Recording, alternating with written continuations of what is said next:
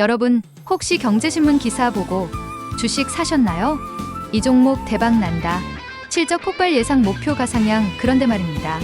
만약 그 기사를 쓴 기자가 여러분보다 먼저 그 주식을 샀다면, 아니, 더 정확히는 기사를 쓰기 위해 주식을 산 거라면, 그리고 여러분이 기사 보고 사는 순간 기자는 이미 팔고 있었다면, 오늘 대한민국 최대 경제지 중 하나인 한국경제신문 본사가 전격 압수수색 당했습니다.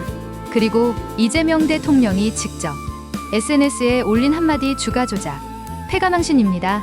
도대체 무슨 일이 있었길래? 지금부터 그 충격적인 진실을 파헤쳐드리겠습니다. 2025년 2월 초 이른 아침 서울 중구 한국경제신문 본사 앞에 검은 SUV 차량들이 줄지어 멈춰섭니다.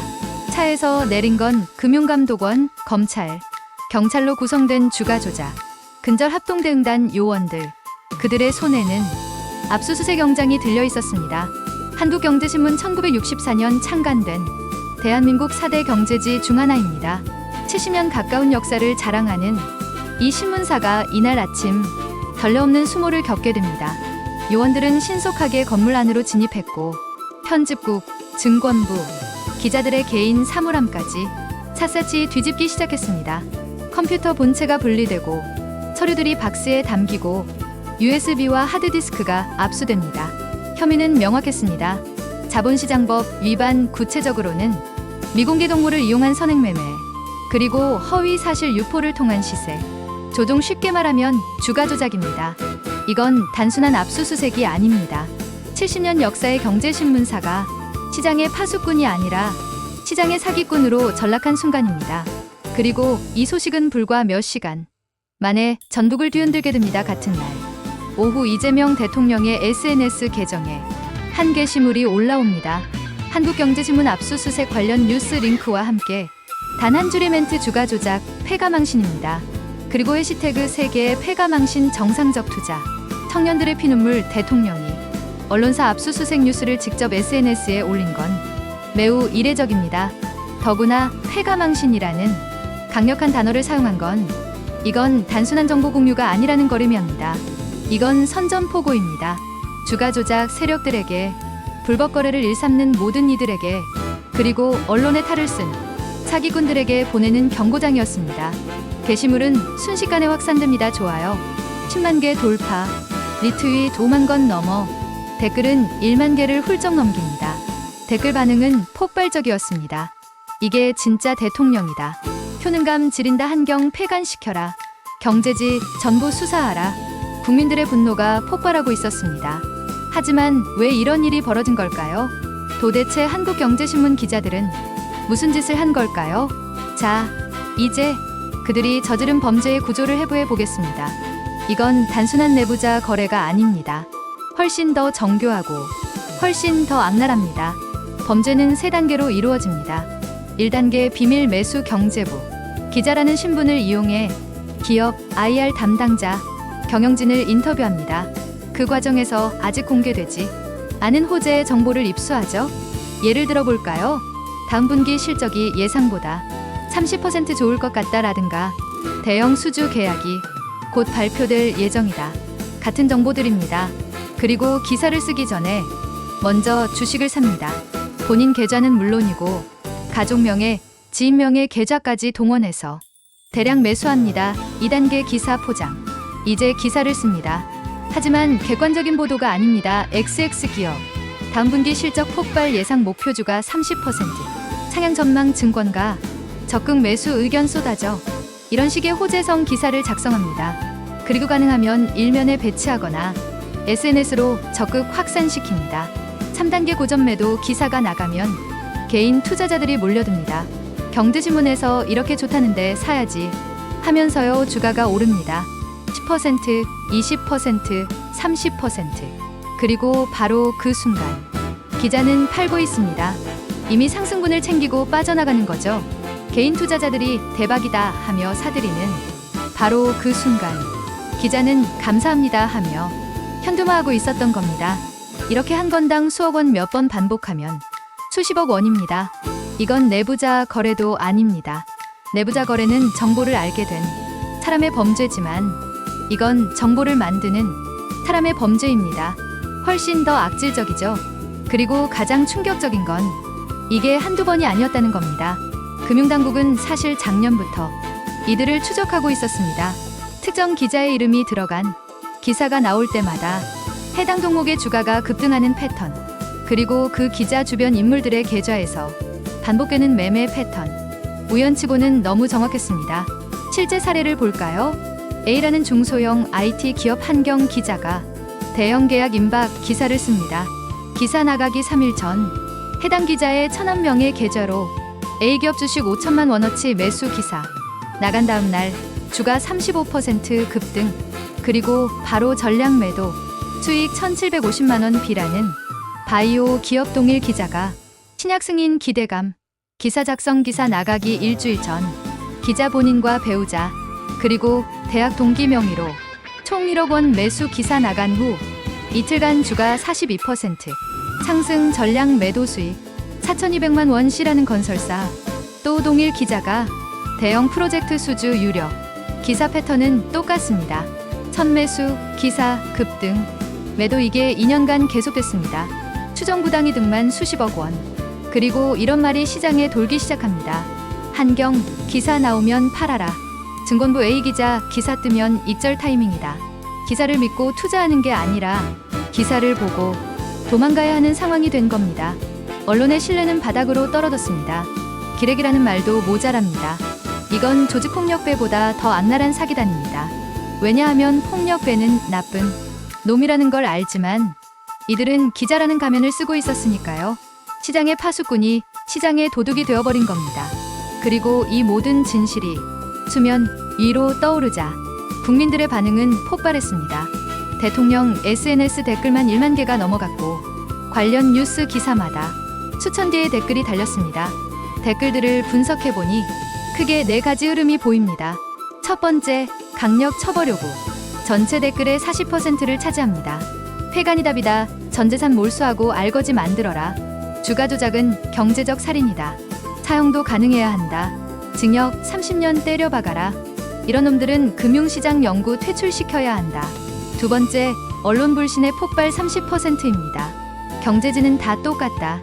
매경, 한경, 머투 전부 수사하라. 이제 경제 기사 안 본다. 증권방송도 다 똑같을 거다.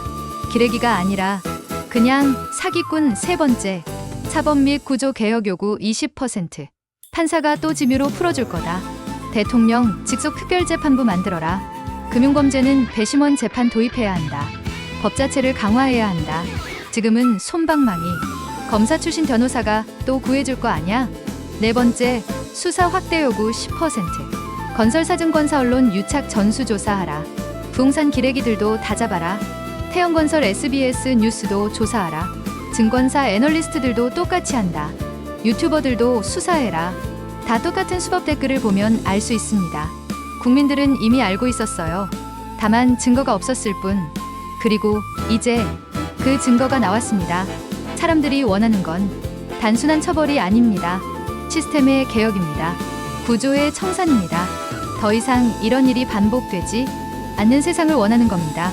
그리고 이재명 대통령의 행보를 보면 이번 사건은 단발성 이벤트가 아니라는 걸 알 수 있습니다.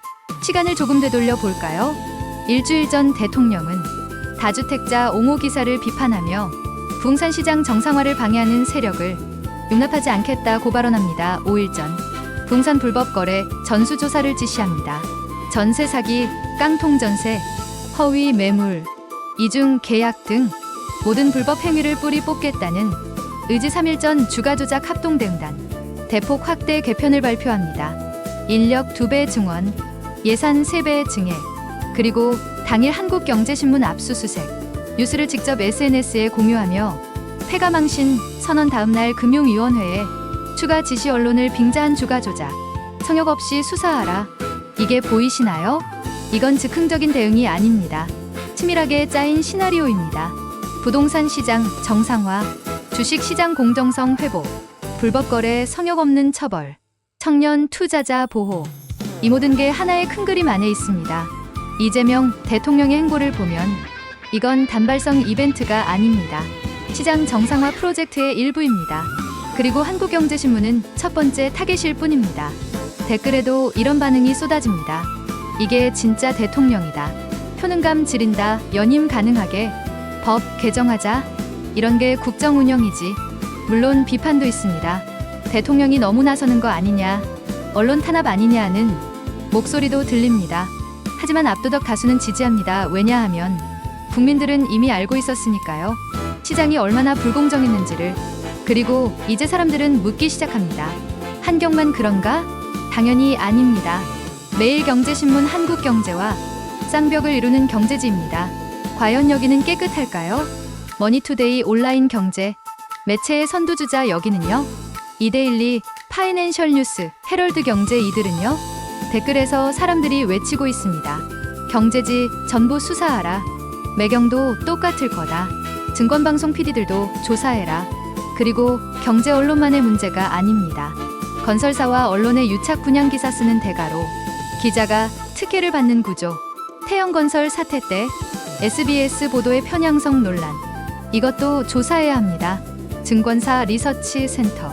애널리스트들이 목표가를 제시하는 타이밍과 기관의 물량 처리.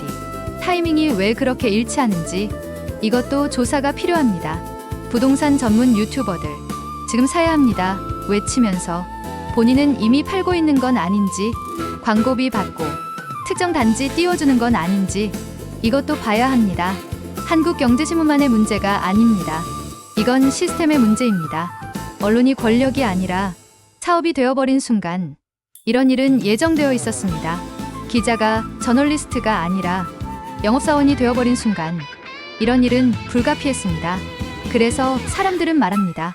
전수조사가 필요하다고, 구조개혁이 필요하다고, 단순히 몇 명 잡아서 처벌하는 걸로는 안 된다고, 시스템 자체를 바꿔야 한다고, 언론 윤리 강령을 강화해야 한다고, 위반 시 처벌을 확실하게 해야 한다고, 기자의 주식 거래를 전면 금지하거나 최소한 실시간 공개하도록 해야 한다고. 이게 지금 대한민국 국민들의 목소리입니다. 다시 대통령의 그 한 줄로 돌아가 봅시다. 주가 조작, 패가망신입니다. 패가망신 집안이 망하고 몸이 망한다는 뜻입니다. 이건 빈말이 아닙니다. 실제로 그렇게 만들겠다는 선언입니다. 금융범죄는 경제적 살인입니다. 누군가의 노후 자금을, 누군가의 결혼 자금을, 누군가의 내 집 마련 꿈을 빼앗는 범죄입니다. 그래서 처벌도 그에 걸맞아야 합니다. 전재산 몰수 징역형 금융시장 영구 퇴출. 이 모든 게 병과되어야 합니다. 잠깐 실수했어요로 넘어갈 일이 아닙니다. 초범이니까 집행유예로 끝날 일이 아닙니다. 패가망신 정말로 그렇게 만들어야 합니다. 그래야 다음 범죄자가 망설입니다. 나도 저렇게 될 수 있구나 하고 두려워합니다. 그게 바로 법의 목적 아니겠습니까? 그리고 대통령은 또 다른 메시지를 던집니다. 정상적인 투자 무슨 뜻일까요? 기사 보고 투자하는 게 아니라 기업의 펀더멘털을 보고 투자하는 것. 남들이 대박난다 해서 따라가는 게 아니라 스스로 공부하고 판단해서 투자하는 것. 단타로 한탕 노리는 게 아니라 장기적 관점에서 가치에 투자하는 것. 그런 투자가 보상받는 시장. 그런 투자자가 존중받는 사회. 그게 바로 대통령이 만들고자 하는 세상입니다. 그리고 마지막 해시태그 샵 청년들의 피눈물. 이 표현이 가슴을 칩니다. 20대, 30대 청년들이 얼마나 열심히 모았을까요? 한 달에 50만 원, 100만 원씩 쪼개서 저축하고 그걸로 주식을 샀을 겁니다. 나도 부자 되고 싶다.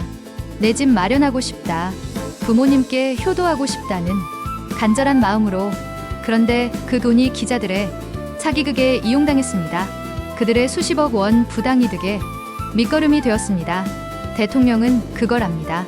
그래서 피눈물이라는 표현을 쓴 겁니다. 이제 그런 일이 없게 하겠다는 약속입니다. 한국경제신문 압수수색. 이건 끝이 아니라 시작입니다.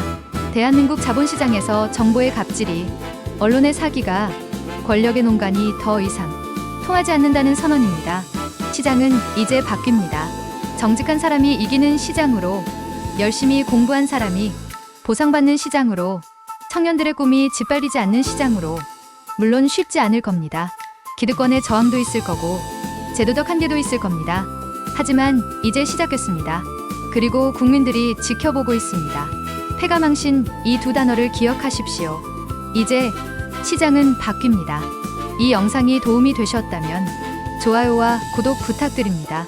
다음 영상에서는 매일 경제는 안전한가? 다른 경제지들의 실태를 파헤쳐 보겠습니다. 알림 설정 꼭 해주세요. 감사합니다.